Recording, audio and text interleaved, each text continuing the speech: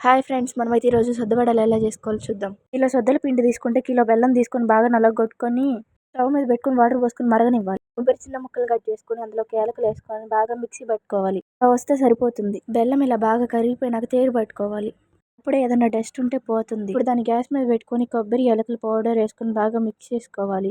అది కూడా బాగా ఉడికిన తర్వాత దాన్ని దించేసి ముందుగా మనం ఆడించి పెట్టుకున్న సొద్ద పిండిని వేసుకోవాలి.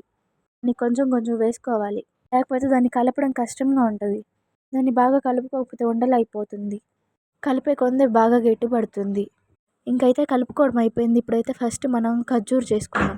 ఒక పెద్ద ప్లేట్ అయినా ఒక చాట్ అయినా తీసుకుని దానికి ఫస్ట్ పిండి పూసుకొని తర్వాత మనమైతే ముందుగా కలిపి పక్కన పెట్టుకున్న సొద్ద పిండిని అయితే తీసుకొని చాట మీద పెట్టుకోవాలి. ఇప్పుడైతే దాన్ని చేతులతో బాగా ప్రెస్ చేసుకోవాలి. చపాతీలాగా అటు లావుగా ఉండకూడదు, సన్నగా ఉండకూడదు, మీడియం సైజులో ఉండాలి. చాక్ అయితే తీసుకొని ఇలా కనిపిస్తున్నలా కట్ చేసుకోవాలి. అన్నీ అయితే ఇలా కట్ చేసుకోవాలి.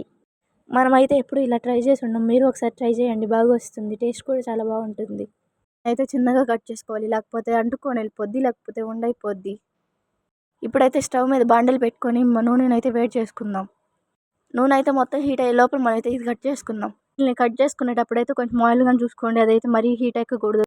ఇప్పుడైతే ఒక్కొక్కటి తీసుకొని వేసుకుందాం, లేకపోతే అంటుకొని పోద్ది. దీన్ని అయితే బాగా కాల్చుకోవాలి, మరీ బ్లాక్గా అయిపోకూడదు, టేస్ట్ చేంజ్ అయిపోద్ది. అదైతే అయిపోయింది. ఇప్పుడైతే మనం సొద్దవడలు చేసుకుందాం. ఇవి కూడా చాలా బాగుంటాయి. ఇప్పుడైతే దీన్ని కూడా ఆయిల్లో వేసుకుందాం. ఇప్పుడు మనం అందులో వేసిన వడనైతే దానికి అదే పైకి తేలేంత వరకు దాన్ని కదిలించొద్దు. దీన్నైతే ఊరికే తిప్పొద్దు, లేకపోతే ఇరిగిపోతుంది.